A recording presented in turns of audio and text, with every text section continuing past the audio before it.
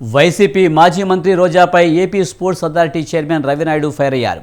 గత ప్రభుత్వం నిర్వహించిన ఆడుదాం ఆంధ్ర క్రీడల్లో కోట్లాది రూపాయలు చేతులు మారాయని, ఇందులో ప్రధాన సూత్రధారి మాజీ మంత్రి రోజా అని ఆయన ఆరోపించారు.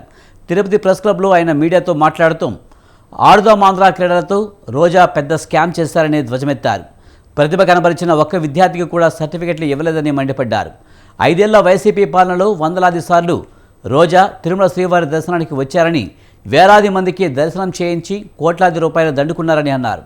ఆడుదాం ఆంధ్ర క్రీడలు, శ్రీవారి దర్శనాల పేరుతో రోజా చేసిన దోపిడీలపై సిఐడి విచారణను తాము కోరుతున్నామని తెలిపారు.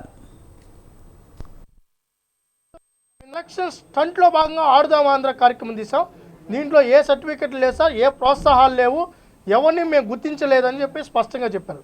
ఆ ఆధారాలన్నిటి మీద నేను సిఐడికి లేఖ రాయడం జరిగింది, మా సెక్రటరీ గారికి లేఖ రాయడం జరిగింది. దీని మీద సమగ్ర విచారణ చేపట్టి ఎవరైతే తప్పు చేశారు, మంత్రి అప్పుడున్న మంత్రి రోజా అయినా, శాప్ చైర్మన్ అయినా, ప్రభుత్వ పెద్దలైనా, వాళ్ళ మీద ఖచ్చితమైన విచారణ చేపట్టి తదనుగుణంగా కేసు బుక్ చేసి ఎంత డబ్బు అయితే దోచుకున్నారో ఆ డబ్బుని మళ్ళీ ప్రభుత్వ ఖజానాకి రాబట్టాల్సిన బాధ్యత ప్రభుత్వంగా మా మీద ఉంది.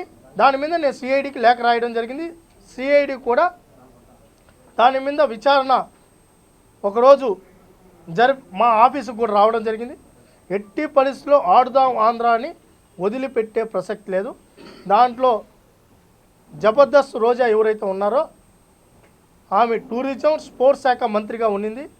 ఆమె బాగా ఆడింది, బాగా తినింది, తిన్నదంతా కక్కిస్తాం.